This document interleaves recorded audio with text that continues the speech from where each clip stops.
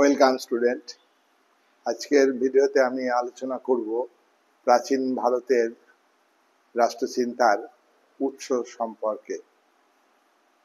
Sources of Indian ancient political thought. এটা ভারতীয় রাষ্ট্রচিন্তার ক্ষেত্রে একটা গুরুত্বপূর্ণ বিষয়। ভারতীয় রাষ্ট্রচিন্তার সম্পর্কে ধারণা, রাষ্ট্রচিন্তার উদ্ভব, বিকাশ, রাষ্ট্রচিন্তার প্রকৃতি সম্পর্কে স্পষ্টভাবে জানতে গেলে এই রাষ্ট্রচিন্তাটি অর্থাৎ প্রাচীন ভারতের রাষ্ট্রচিন্তাটি কোন কোন উৎস থেকে উদ্ভব হয়েছে। যে কোনো জিনিসেরই উৎস থাকে, তাই স্বাভাবিক নিয়মে প্রাচীন ভারতবর্ষের যে রাষ্ট্রচিন্তা গড়ে উঠেছে সেই রাষ্ট্রচিন্তা কোন কোন উৎস থেকে উদ্ভব ঘটেছে সেটা আজকের ভিডিওর আলোচনার বিষয়। প্রাচীন ভারতবর্ষের রাষ্ট্রচিন্তার ক্ষেত্রে চিন্তাবিদরা, পণ্ডিতরা, দার্শনিকরা তারা নির্দিষ্টভাবে কোনো মতবাদ হিসাবে রাষ্ট্রচিন্তাকে তুলে ধরতে পারেননি। তবে বিভিন্ন পণ্ডিত, বিভিন্ন লেখক, বিভিন্ন দার্শনিক তারা প্রাচীন ভারতের বিভিন্ন রাজ্যের মানুষের ধর্ম সম্পর্কে শাসকের ধারণা, ধর্ম এবং রাজনীতির মধ্যে সম্পর্ক, রাজার রাজ্য শাসন পদ্ধতি, সমাজের জাতপাতের প্রকৃতি, প্রাচীন ভারতবর্ষের রাজ্যগুলির প্রশাসনিক কাঠামো, প্রাচীন ভারতবর্ষের রাজ্যগুলির রাজাদের কাজ, কর্তব্য, দায়িত্ব, প্রজাদের প্রতি রাজাদের ভূমিকা, প্রজারা রাজ্যের প্রতি শাসক রাজার প্রতি কি ধরনের আনুগত্য প্রকাশ করেছিল ইত্যাদি সম্পর্কে প্রাচীন ভারতের পণ্ডিতরা আলোচনা করেছেন। আর তাদের আলোচনা সুনির্দিষ্টভাবে কোনো পাশ্চাত্যের একটা রাষ্ট্রচিন্তার যে দর্শন সেই দর্শন হিসাবে তুলে না ধরলেও প্রাচীন ভারতবর্ষের রাষ্ট্রচিন্তা ছিল, প্রাচীন ভারতবর্ষের রাজনৈতিক ভাবনা, পলিটিক্যাল থট, এটা বিশেষভাবে উল্লেখযোগ্য। প্রাচীন ভারতবর্ষের রাষ্ট্রচিন্তার ক্ষেত্রে যেসব উপাদান, যেসব কম্পোনেন্টস, যেসব সোর্স অর্থাৎ উৎস, সেগুলি আমরা একে একে আলোচনা করব। 1 নম্বর, দেখো প্রাচীন ভারতবর্ষের বিখ্যাত একটা ধর্মগ্রন্থ ছিল, সেই ধর্মগ্রন্থ হলো বেদ। বেদ হলো প্রাচীন ভারতের রাষ্ট্রচিন্তার একটি উল্লেখযোগ্য উৎস। এই বেদে ভারতবর্ষে বিভিন্ন রাজ্য ছিল, বিভিন্ন রাজ্যের শাসক ছিল, শাসকদের রাজা বলা হতো। শাসকদের হাতে অর্থাৎ রাজার হাতে ব্যাপক ক্ষমতা ছিল। রাজাকে প্রজারা শ্রদ্ধা করত, রাজাকে প্রজারা ভক্তি করত। রাজার তৈরি আইন, রাজার দ্বারা পরিচালিত প্রশাসন, রাজার বিচার, সমস্ত কিছুকে প্রজারা আন্তরিকভাবে মেনে চলত। আন্তরিকভাবে রাজাকে শ্রদ্ধা ভক্তি করত। প্রাচীন ভারতবর্ষের রাষ্ট্রচিন্তার ক্ষেত্রে বেদে রাজার কথা বলা হয়েছে। এই রাজার দ্বারা পরিচালিত শাসনকে রাজতন্ত্র বলে। বেদে এই রাজতন্ত্রের কথা উল্লেখ আছে। বেদে রাজপদের কথা উল্লেখ আছে। রাজা ব্যক্তি, রাজার মৃত্যু হতে পারে, কিন্তু রাজপদ স্থায়ী। প্রাচীন ভারতবর্ষে ছোট ছোট রাজ্য গড়ে উঠেছিল, আবার কোনো কোনো সময় বড় বড় রাজ্য গড়ে উঠেছিল, সে কথা বেদে উল্লেখ আছে। প্রাচীন ভারতবর্ষে বেদ থেকে জানা যায় ষোড়শ মহাজনের উদ্ভব হয়েছিল 16টি রাজ্য। তার আগে জনপদ গড়ে উঠেছিল। জনপদগুলি রাজ্যের থেকে ছোট। জনপদের সংখ্যা ছিল 27টি। তাই এই সমস্ত জনপদগুলিতে রাজার অধীনে জনগণ শাসিত হতো। প্রাচীন ভারতবর্ষের বিভিন্ন অঞ্চলে বিভিন্ন রাজ্য গড়ে ওঠা আর গড়ে ওঠার ক্ষেত্রে পুরোহিতরা সাহায্য করেছিল। পুরোহিত রাজাকে পরামর্শ দিত। পুরোহিত তারা শিক্ষিত সচেতন ব্যক্তি, পণ্ডিত। তারা আবার সমাজের মধ্যে বিভাজন এনেছে, জাতপাতের উদ্ভব হয়েছে। তাই বেদ থেকে জানা যায় যে রাজাদের সঙ্গে প্রজাদের যোগাযোগ ছিল, রাজাদের সঙ্গে পুরোহিতদের যোগাযোগ ছিল। রাজারা ধর্মের দ্বারা প্রভাবিত হয়েছে, অর্থাৎ পুরোহিতের পরামর্শ রাজারা মেনে শাসন কার্য পরিচালনা করেছে। এই হচ্ছে বেদে উল্লেখিত প্রাচীন ভারতের রাষ্ট্রচিন্তা। দুই নাম্বার উৎস প্রাচীন ভারতের রাষ্ট্রচিন্তা মহাভারত। এটি মহাকাব্য। মহাভারতের শান্তি পর্বে রাষ্ট্রের উদ্ভব কিভাবে হয়েছে, রাজাকে কিভাবে জনগণ তৈরি করেছে, নির্বাচিত করেছে, তারপরে রাজা পদ বংশানুক্রমিক হয়েছে, রাজার উত্তরাধিকারী রাজা হবে, এটা বংশগত রাজতন্ত্র। রাজা কি কি কাজ করবে, রাজার কার্যাবলী, রাজার কর্তব্য পরায়ণতা, রাজার প্রজার সুখ বিধান করা, প্রজাদের কল্যাণ করা।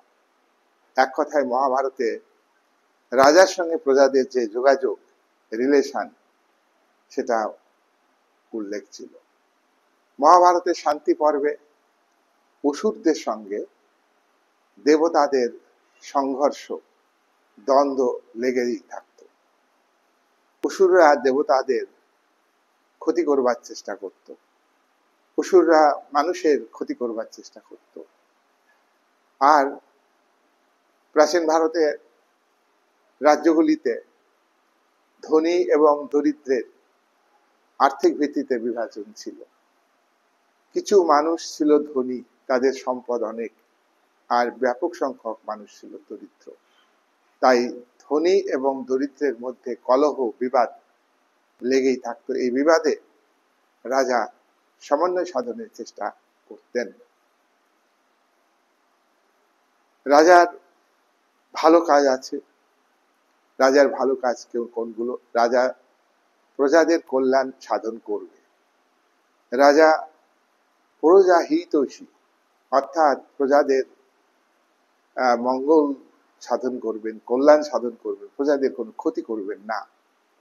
রাজা দায়িত্ব হলো রাজ্যের মধ্যে মানুষের নিরাপত্তা, জীবনের নিরাপত্তা দেবে, সম্পত্তি রক্ষা করবে, ব্যক্তির সম্পত্তি রক্ষা করবে, আর বিদেশি আক্রমণ থেকে রাষ্ট্রকে রক্ষা করবে। অর্থাৎ সেই রাজা ভালো রাজা, যে রাজা প্রতিরক্ষা ব্যবস্থাকে জোরদার করবে। রাজা প্রয়োজনে যুদ্ধ করবেন, যুদ্ধ করে রাজ্যের নিরাপত্তা বজায় রাখবে, প্রজাদের জীবন রক্ষা, দেশ রক্ষা, প্রজাদের ধর্ম রক্ষা, এগুলো হচ্ছে রাজার কর্তব্য, রাজার দায়িত্ব। রাজা নীতিবান হবেন, রাজা ভালো মন্দ বিচার করে কাজ করবেন, কোনটা ভালো কোনটা মন্দ এই বিবেচনা রাজাকে করতে হবে। রাজা আদর্শবান হবেন, রাজা নীতিবান আদর্শযুক্ত হবেন। পুরোহিতদের পরামর্শ রাজা মানবেন, কিন্তু পুরোহিতরা যদি খারাপ পরামর্শ দেন তাহলে সেই পরামর্শকে রাজা পরিহার করবেন। রাজার নীতি নির্ধারণকারী, রাজা সরকারি সিদ্ধান্ত গ্রহণ করবেন, রাজা প্রয়োজনে মন্ত্রিসভা গঠন করবেন, আর রাজা প্রয়োজনে মন্ত্রীদের নিয়ন্ত্রণ করবেন। রাজার হাতে চরম ক্ষমতা, চূড়ান্ত ক্ষমতা, এ কথা মহাভারতে উল্লেখ আছে। এটা অর্থাৎ মহাভারত, এটা মহাকাব্য। এই কাব্যের বক্তব্য থেকে প্রাচীন ভারতের রাষ্ট্রচিন্তা গড়ে উঠেছে। এটা হলো 2 নাম্বার। প্রাচীন ভারতের রাষ্ট্রচিন্তার 3 নাম্বার উৎস। 3 নাম্বার উৎস কি? এটা গুরুত্বপূর্ণ উৎস, বৌদ্ধ ধর্ম এবং জাতকের গল্প। বৌদ্ধ ধর্ম কাকে বলে? বৌদ্ধ ধর্ম হচ্ছে ব্রাহ্মণ্যবাদের বিরুদ্ধে, অস্পৃশ্যতার বিরুদ্ধে প্রতিবাদী আন্দোলন গড়ে ওঠে। একাধিক প্রতিবাদী আন্দোলন প্রাচীন ভারতবর্ষে গড়ে উঠেছিল। এই প্রতিবাদী আন্দোলনগুলির মধ্যে বৌদ্ধ ধর্ম একটা প্রতিবাদী আন্দোলন। এখানে বর্ণাশ্রম প্রথাকে অবলুপ্ত করতে চাওয়া হয়েছে, হিংসাকে পরিহার করতে হবে, চুরি করা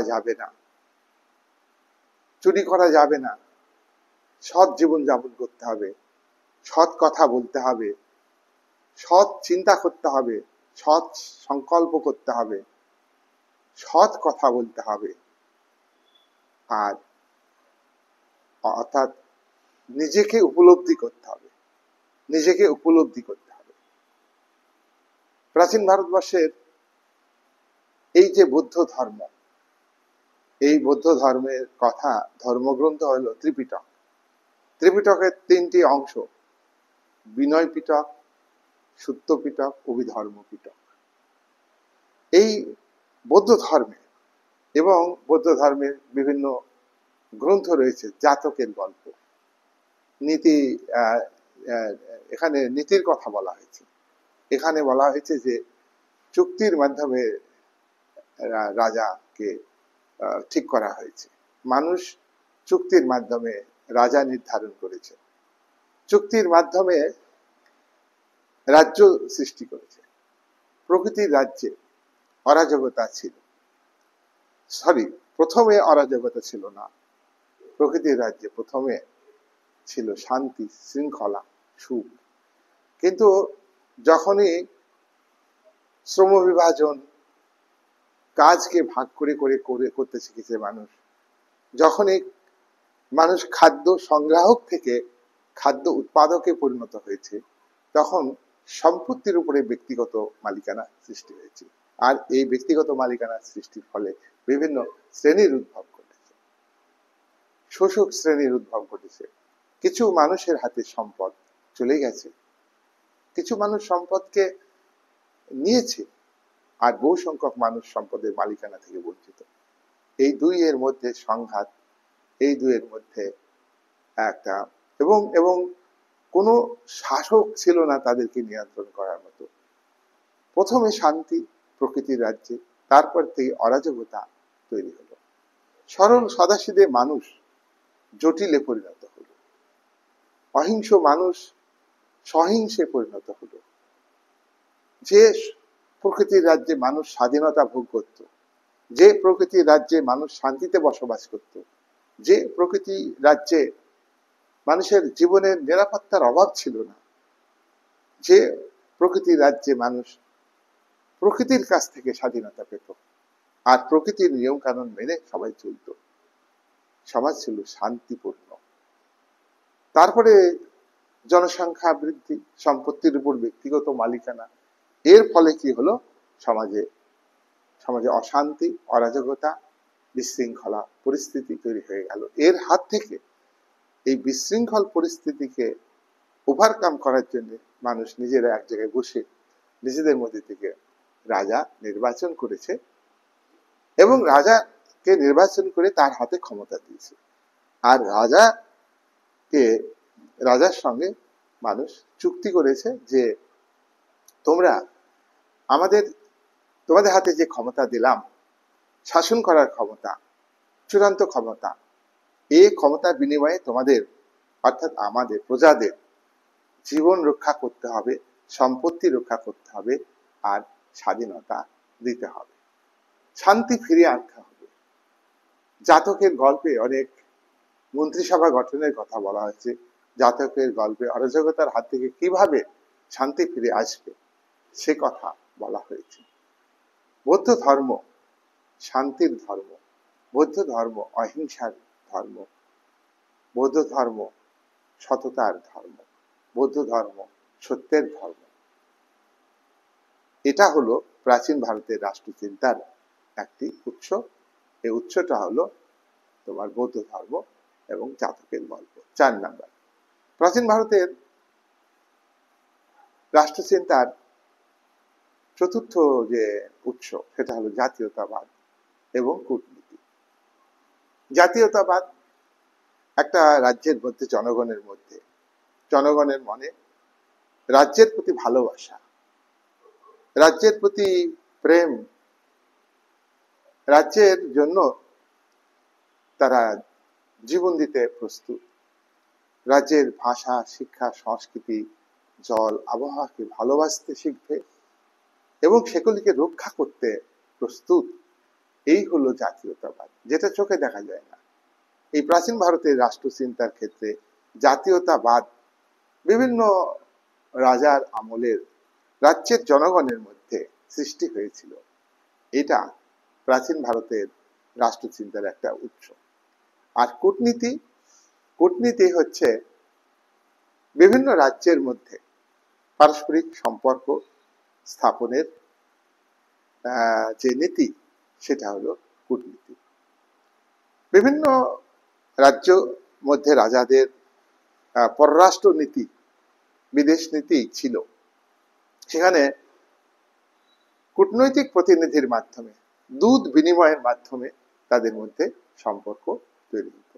এ সম্পর্ক সহযোগিতার সম্পর্ক হতে পারে, কূটনৈতিক সম্পর্ক, আবার বিরোধের সম্পর্ক হতে পারে। তাহলে পররাষ্ট্র নীতি হলো অন্যান্য রাজ্যের সঙ্গে যে নীতির মাধ্যমে রাজ্যগুলির মধ্যে সুসম্পর্ক, অর্থনৈতিক ক্ষেত্রে, সামাজিক ক্ষেত্রে, রাজনৈতিক ক্ষেত্রে সুসম্পর্ক স্থাপিত হয়, তাকে পররাষ্ট্র নীতি বলে। আর এই পররাষ্ট্র নীতিকে রাজারা প্রয়োগ করতেন কূটনীতির মাধ্যমে। এই কূটনীতি ছিল। আমরা এটা দেখব যে কূটনীতি সেলুকাসের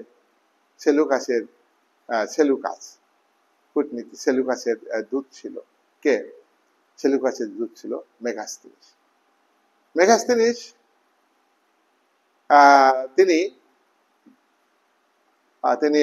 তিনি মৌর্য যুগের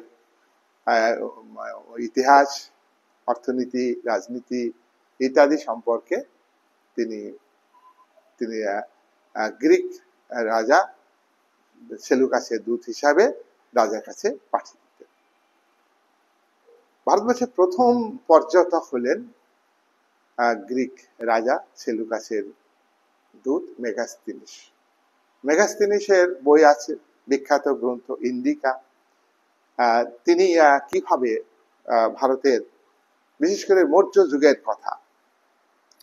যুগের শাসন প্রণালী, সেখানে প্রধানমন্ত্রীর কি ক্ষমতা, রাজার কি ক্ষমতা, জনগণের সঙ্গে রাজার সম্পর্ক,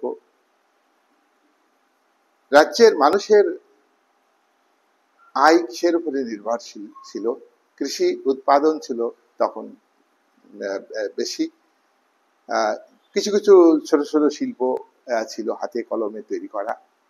এই সমস্ত ব্যাখ্যা মেগাস্তিনিস তার ইন্ডিকা গ্রন্থে লিখেছেন। আর ইন্ডিকা গ্রন্থের যে বক্তব্য সেটা প্রাচীন ভারতের রাষ্ট্রচিন্তার উৎস হিসাবে কাজ করেছে। এখান থেকে অনেক বক্তব্য নেওয়া হয়েছে। বিদেশি অনেক কূটনৈতিক বিষয় হিসাবে হিউয়েন সাং, ফাইহেন, এদের কথা আমরা বলতে পারি চীনা পর্যটক। 5 নাম্বার বৈশিষ্ট্য, 5 নাম্বার উৎস প্রাচীন ভারতের ইতিহাস, পাশ্চাত্য রাষ্ট্রচিন্তার উৎস হলো শুক্র নীতি। শুক্র হচ্ছে একজন ব্যক্তি, চিন্তাবিদ। শুক্রের দ্বারা তৈরি যে নীতি তাকে বলে শুক্র নীতি। এই শুক্র নীতি প্রাচীন ভারতের রাষ্ট্রচিন্তা ব্যাখ্যার ক্ষেত্রে উৎস হিসাবে কাজ করেছে। দেখো, শুক্র প্রাচীন ভারতের প্রজাতান্ত্রিক রাষ্ট্রের কথা বলেছেন। প্রাচীন ভারতের তোমার অনেক শহরের কথা উল্লেখ করেছেন, অনেক ধরনের রাজার ভূমিকার কথা তুলে ধরেছেন, অনেক ধরনের রাজা, 3 ধরনের রাজার কথা বলেছেন। শুক্র বলেছেন যে রাজা 3 ধরনের রাজা হবেন। এক হলো সাত্ত্বিক রাজা, 2 রাজসিক, 3 তামসিক। যে রাজা কর্তব্য পালন করবেন, যে রাজা প্রজাদের মঙ্গল সাধন করবেন, সেই রাজাকে শুক্র বলেছেন সাত্ত্বিক রাজা। আর এই রাজা ধর্ম পালন করবেন, প্রজাদের মঙ্গল কামনা করবেন, ন্যায় প্রতিষ্ঠিত করবেন। আর যে রাজা এই দায়িত্বগুলি পালন করবেন না, সেই রাজা কিন্তু খারাপ রাজা। এই রাজাকে তিনি উল্লেখ করেছেন যে এটা হচ্ছে তামসিক রাজা, তিনি প্রজা কল্যাণ চান না। এক কথায় হলো শুক্র নীতি হলো প্রাচীন ভারতের রাষ্ট্রচিন্তার একটি উপাদান। 6, প্রাচীন ভারতের রাষ্ট্রচিন্তার একটি উপাদান হলো আধা ঐতিহাসিক সাহিত্য। ভারতবর্ষের ইতিহাসে প্রথম ঐতিহাসিক গ্রন্থ হলো কলহনের রাজতরঙ্গিনী। আর এই কলহনের লেখা রাজতরঙ্গিনী থেকে প্রাচীন ভারতের রাষ্ট্রচিন্তার কথা জানা যায়। এটা কাশ্মীর রাজ্যের কথা, কাশ্মীর রাজ্যের ইতিহাসের কথা উল্লেখ আছে। সন্ধ্যাকার নন্দী, পাল যুগের সন্ধ্যাকার নন্দী, তিনি গ্রন্থ লিখেছেন রামচরিত। রামচরিত অর্থাৎ পাল যুগের একজন রাজা রামপাল, রামপালের ক্ষমতা, রামপালের প্রজাদরদ, প্রজা কল্যাণ ইত্যাদি সম্পর্কে সন্ধ্যাকার নন্দী রামচরিত গ্রন্থে উল্লেখ করেছেন। সন্ধ্যাকার নন্দী তিনি রামপালের সভাকবি ছিলেন। এছাড়া বাণভট্টকে, ইনি হলেন হর্ষবর্ধনের সভাকবি। থানেশ্বরের রাজা হর্ষবর্ধন, উত্তর ভারতের একজন বিখ্যাত রাজা হর্ষবর্ধন, থানেশ্বরের রাজা, তার রাজসভাতে ছিলেন হর্ষবর্ধন। এই হর্ষবর্ধন, তিনি হর্ষবর্ধনের রাজত্বকাল সম্পর্কে আলোচনা করেছেন। দেখো, এই যে এছাড়া আরো বহু ঐতিহাসিক গ্রন্থ আছে যেগুলি থেকে ভারতবর্ষের প্রাচীন রাষ্ট্রচিন্তার কথা জানা যায়।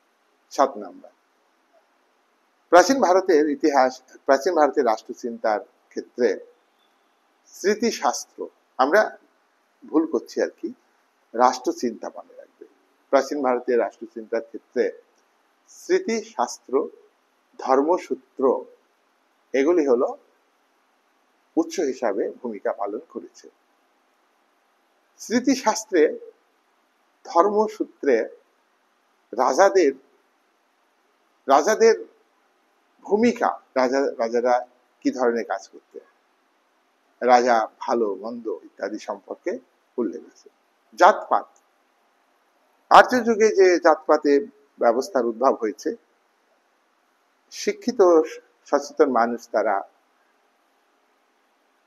বর্ণের ভিত্তিতে, কাজের ভিত্তিতে 4টি বর্ণের কথা উল্লেখ করেছেন, রঙের ভিত্তিতে নয়। ব্রাহ্মণ, ক্ষত্রিয়, বৈশ্য, শূদ্র, এরই ভিত্তিতে বিভাজন মানুষের মধ্যে। এটা হচ্ছে জাতপাত। জাতপাত সম্পর্কে আলোচনা আছে স্মৃতিশাস্ত্রে। আমরা স্মৃতিশাস্ত্র কি কি ছিল এটা আমাদের জানতে হবে। কি কি? মনুস্মৃতি, তোমরা বিভিন্ন ক্লাসে এগুলো পড়েছ। মনুস্মৃতি, বিষ্ণু স্মৃতি, যাজ্ঞ বল্ক স্মৃতি, বৃহস্পতি স্মৃতি, কাত্যায়ন স্মৃতি, এই সমস্ত স্মৃতিশাস্ত্র যে সমস্ত বক্তব্য সমকালীন যুগের রাজাদের কথা, রাজ্যের সীমানা, রাজ্যের জনগণ, রাজ্যের শাসন প্রণালী, জনগণের প্রতি রাজাদের কর্তব্য পরায়ণতা এবং রাজার প্রতি জনগণের কর্তব্য পালন ইত্যাদি সম্পর্কে এই স্মৃতিশাস্ত্রে উল্লেখ আছে। তাই স্মৃতিশাস্ত্র হলো প্রাচীন ভারতের রাষ্ট্রচিন্তার রচনার ক্ষেত্রে বিশেষ ভূমিকা পালন করেছে। 8 নম্বর, প্রাচীন ভারতের রাষ্ট্রচিন্তার 8 নম্বর উৎস হলো রামায়ণ, তামিল সংস্কৃতি। দেখো, রামায়ণ এটাও কিন্তু একটা মহাকাব্য।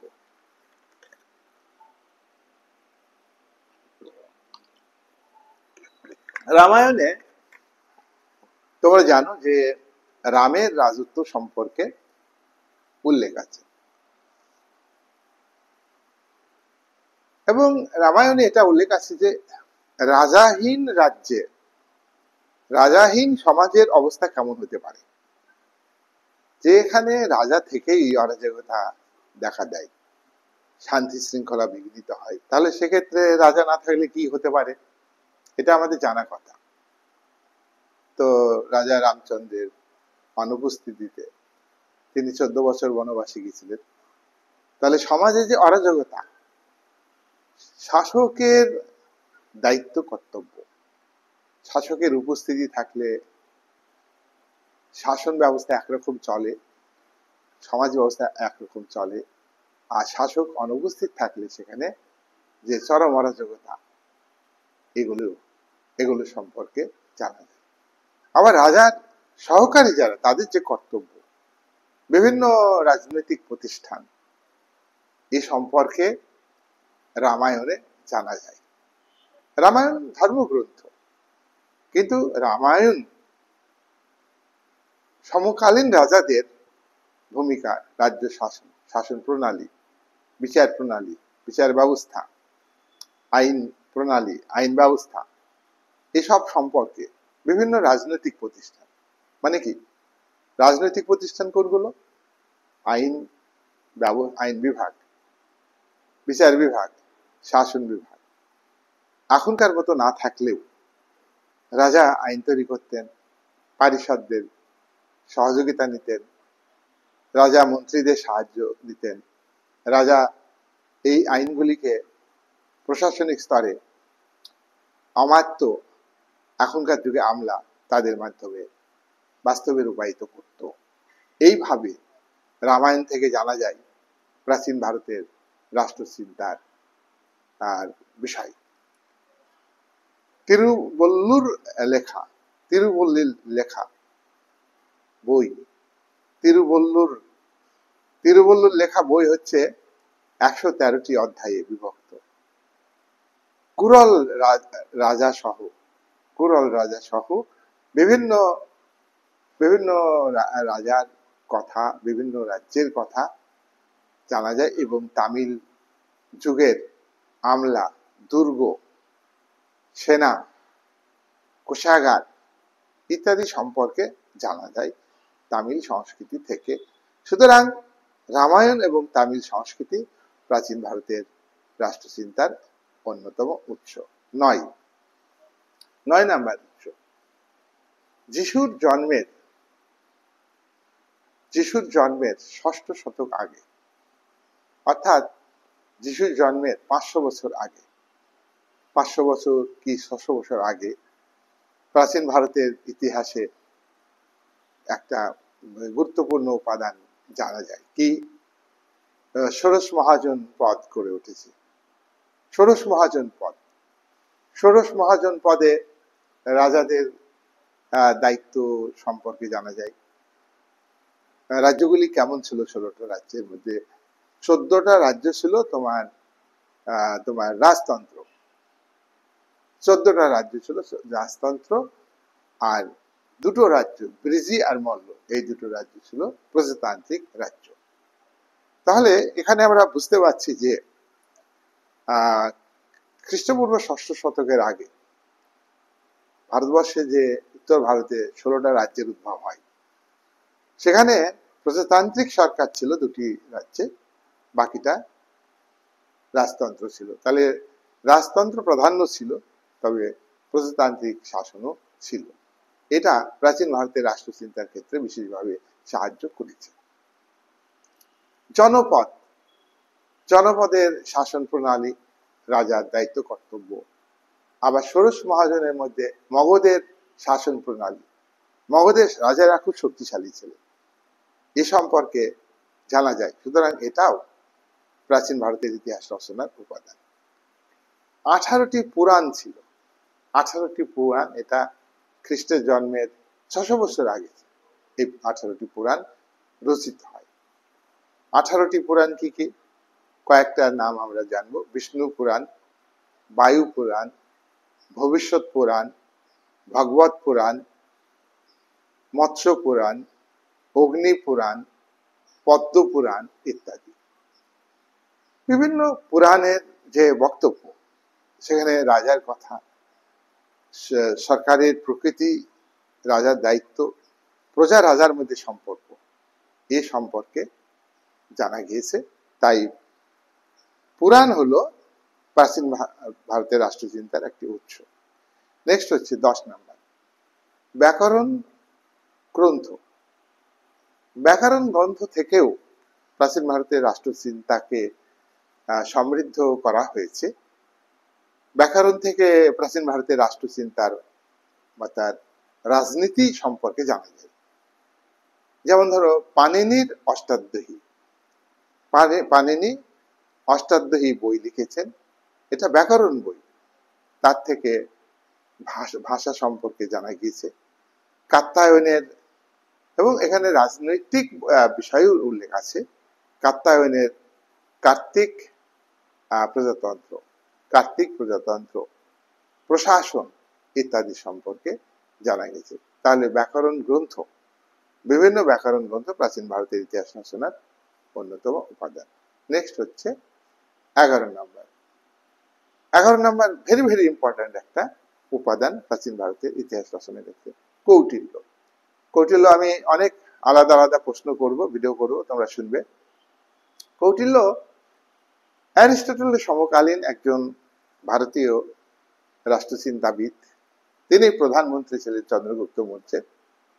তিনি একজন প্রশাসনিক নীতিকে বাস্তবে প্রয়োগ করেছেন, আবার প্রশাসনিক তত্ত্ব রচনা করেছেন। কিন্তু তার প্রাচীন ভারতবর্ষের ইতিহাস রচনার যে উপাদান, তার যে বক্তব্য, সেটা প্রকাশিত হয়েছে অনেক পরে।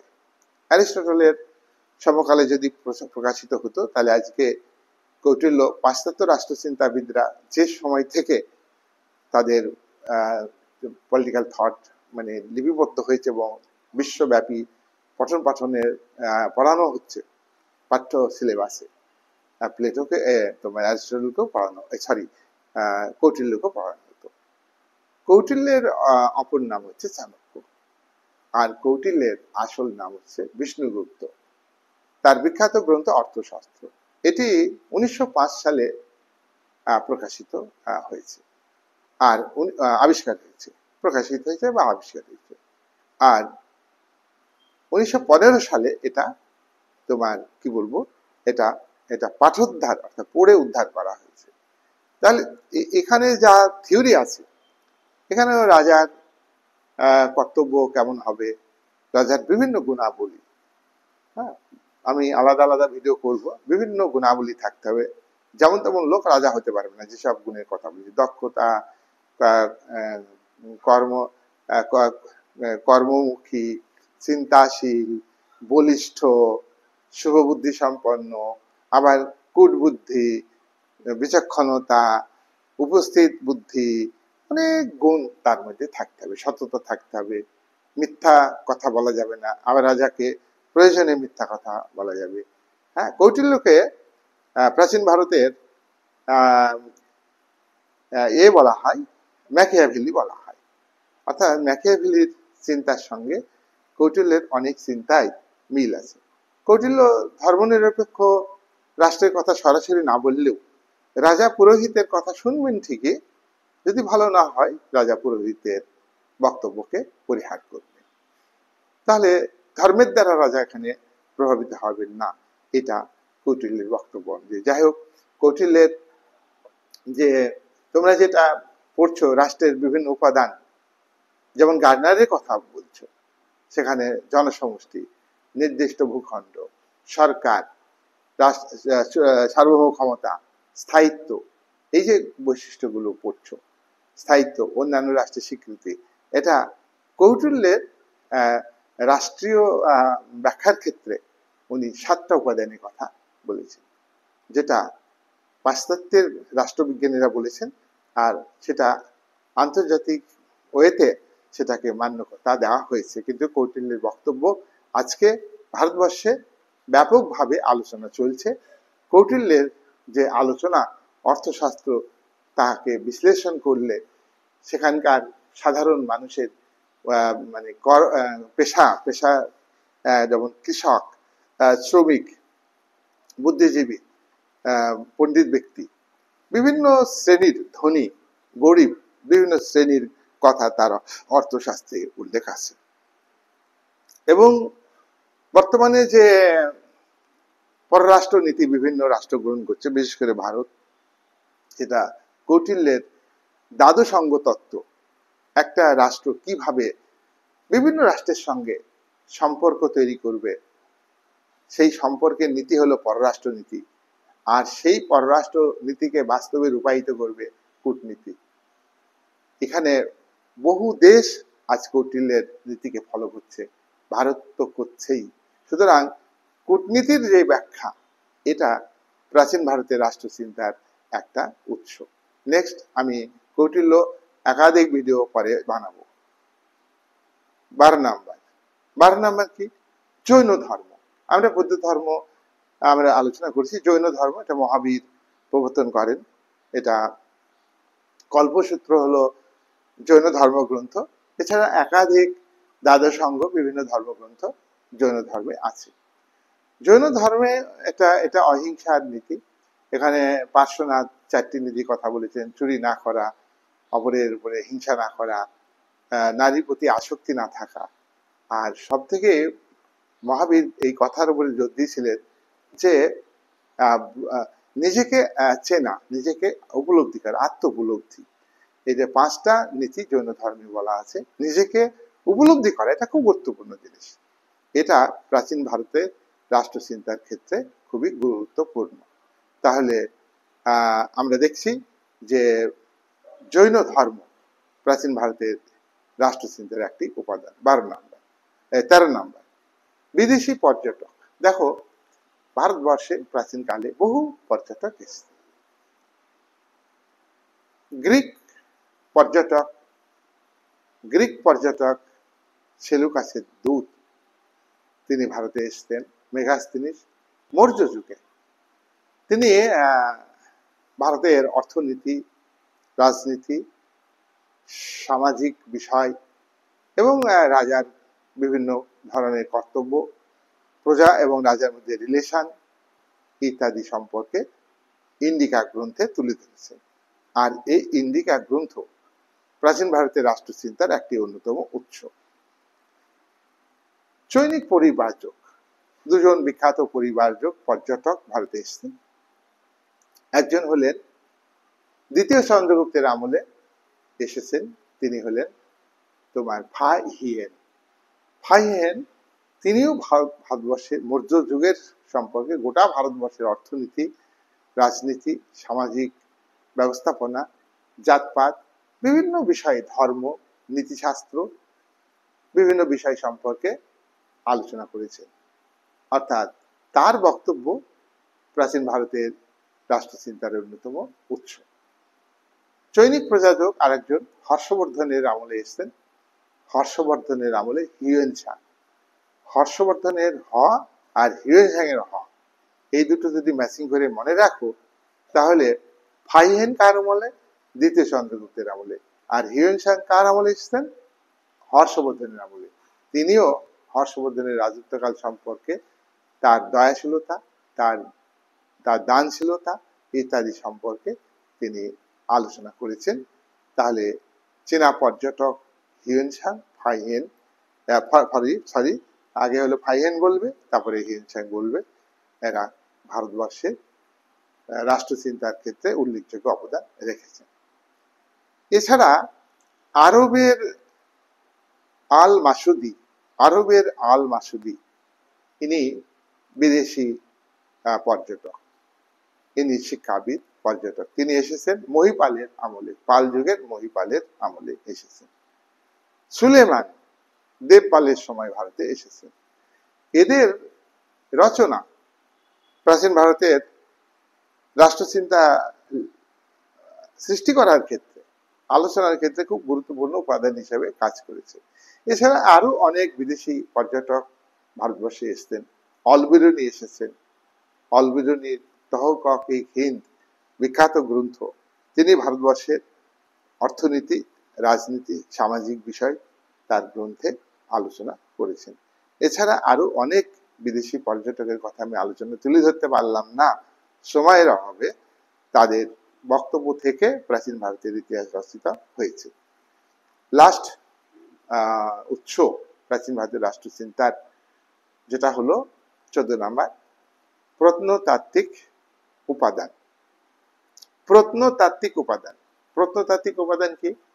তোমরা দেখবে যে মাটির উপরে ধ্বংস হয়ে গেছে তাও কিছু চিহ্ন আছে, আবার মাটির তলে ধ্বংস হয়ে গেছে সভ্যতা, মাটি খুঁড়ে সেই সভ্যতার চিহ্ন পাওয়া গেছে। যেমন সিন্ধু সভ্যতা, মেহেরগড় সভ্যতা, মাটি খুঁড়ে তোমার মানুষের হাড় পাওয়া গেছে। মাটি খুঁড়ে মানুষ যে জীবনযাপন করত, কিভাবে লাইফস্টাইল ছিল, কি কি জিনিস তারা ব্যবহার করত, মাটির বাসনপত্র, তারা পুজো করতো কিনা, ধনুঞ্চি পাওয়া গেছে ইত্যাদি। এলো এই নিয়ে যারা গবেষণা করে, এটা হলো প্রত্নবিজ্ঞানী। আর নৃতাত্ত্বিক হলো হাড়গোড় পরীক্ষা করে এটা কিসের হাড়, নৃবিজ্ঞানী। আর প্রত্নবিজ্ঞানীদের কাজ হলো তোমার মাটির তলায় বা মাটির উপরে ধ্বংসাবশেষ আছে তা নিয়ে পরীক্ষা নিরীক্ষা করা, এটা হলো প্রত্নতাত্ত্বিক উপাদান। প্রত্নতাত্ত্বিক উপাদানের মধ্যে আমরা দেখতে পাবো যে মুদ্রা, মাটি খুঁড়ে অনেক মুদ্রা পাওয়া গেছে। মুদ্রাতে রাজার নাম, প্রাচীন ভারতের রাজার নাম জানা গেছে। মুদ্রার উপরে রাজা কি ভালোবাসতেন তার ছবি পাওয়া গেছে। যেমন সমুদ্রগুপ্তের মুদ্রাতে পাওয়া গেছে তিনি বীণা বাজাচ্ছে, তার মুদ্রায় ছবি আছে। তাহলে এখানে আমরা বলতে পারি যে সমুদ্রগুপ্ত বীণা বাজাতে ভালোবাসতেন। কোন মুদ্রাতে কবিতা লেখা আছে, তাহলে মুদ্রাতে সাল লেখা আছে, সময় জানা গেছে ইত্যাদি। এই প্রত্নতাত্ত্বিক উপাদানের যে মুদ্রা, তার থেকে পাওয়া গেছে। লিপি, লিপিটা কি? লিপি হচ্ছে অক্ষর। বহু লিপি পাওয়া গেছে। ও অশোকের শিলালিপি পাওয়া গেছে, হ্যাঁ, তাম্রলিপ্ত লিপি পাওয়া গেছে, অক্ষর, বিভিন্ন অক্ষর, এগুলিকে পরবর্তীকালে পড়ে উদ্ধার করা হয়েছে এবং তার থেকে প্রাচীন ভারতবর্ষে যারা রাজা ছিলেন তাদের সম্পর্কে জানা গেছে। মুদ্রা দেখে মুদ্রাটা সোনার মুদ্রা না রূপোর মুদ্রা, যে সাম্রাজ্যে রূপোর মুদ্রা ছিল সেখানে অর্থনৈতিক অবস্থা একটু খারাপ ছিল, আর যে সাম্রাজ্যে মুদ্রা দেখা যাচ্ছে যে এই সাম্রাজ্যের মুদ্রাটা সোনার মুদ্রা, স্বর্ণ মুদ্রা, তার আর্থিক অবস্থা ভালো ছিল, এ কথা বলা যায়। তাহলে রাজ্যের অবস্থা সম্পর্কে মুদ্রার কে স্টাডি করে পাওয়া গেছে। এটা সেই সময়ে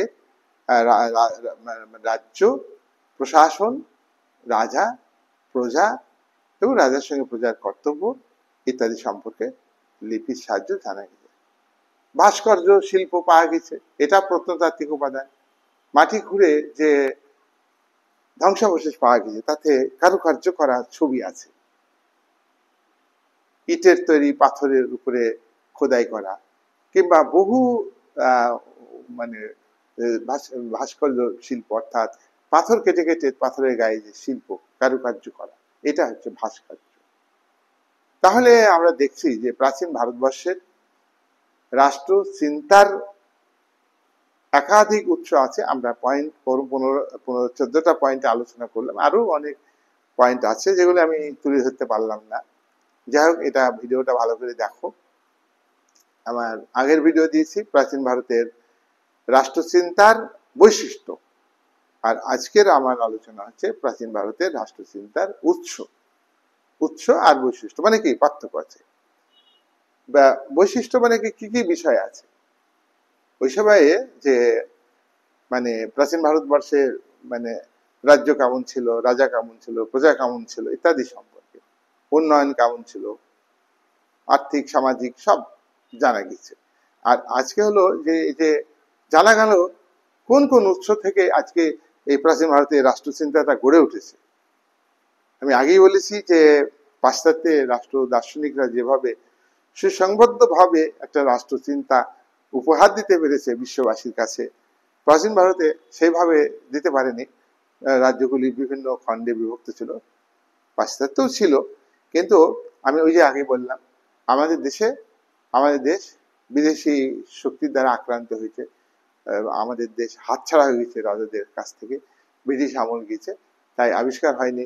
তাই আমাদের পরবর্তীকালে দেখা যাচ্ছে যে ব্রিটিশ সরকারের উদ্যোগেও কিছু কিছু প্রাচীন ভারতের রাষ্ট্রচিন্তা উদ্ধারের চেষ্টা হয়েছে। যেমন ধরো মহেঞ্জোদারো সভ্যতা, সেটা প্রত্নতাত্ত্বিক উপাদান, তারপরে সিন্ধু সভ্যতা প্রত্নতাত্ত্বিক উপাদান, এগুলো সম্পর্কে জানা গিয়েছে বিভিন্ন গ্রন্থ থেকে জানা গেছে। আমরা এটা দেখলাম আজকের ভিডিওতে আমরা আলোচনা করেছি।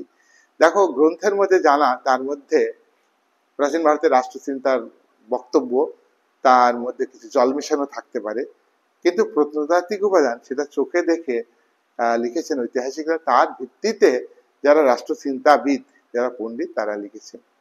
রামায়ণ মহাভারত আমরা শুধু ধর্মের ভিত্তিতে ব্যাখ্যা করি তা নয়, এখানে রাজনৈতিক ব্যাখ্যা আছে, শাসকের প্রকৃতি, শাসকের ভূমিকা, প্রজার সঙ্গে শাসকের সম্পর্ক। রামায়ণে ওই রাজা না থাকলে যে বিশৃঙ্খলা, সে কথাও আমি আজকের ভিডিওতে আলোচনা করেছি। এটা ভিডিও ভালো করে দেখবে, আমার আগের ভিডিও ভালো দেখছো তোমরা। প্রাচীন ভারতের রাষ্ট্রচিন্তার বৈশিষ্ট্য, আমি আশা করি প্রাচীন ভারতের রাষ্ট্রচিন্তার উৎসগুলিও তোমরা সময় দিয়ে ধৈর্য ধরে দেখবে। এগুলো সমস্ত ইউপিএসসি সিলেবাসে রয়েছে, যারা অনার্স করছো, মেজর করছে, তাদের সিলেবাসেও আছে। এটা খুব গুরুত্বপূর্ণ বিষয়। আজকে আর আলোচনা বাড়াচ্ছি না, এখানেই। আশা করি তোমরা ভিডিও ভালো করে দেখবে, ভালো থাকবে, এই আশা ভরসা করে আজকের আলোচনা আমি এখানে শেষ করলাম।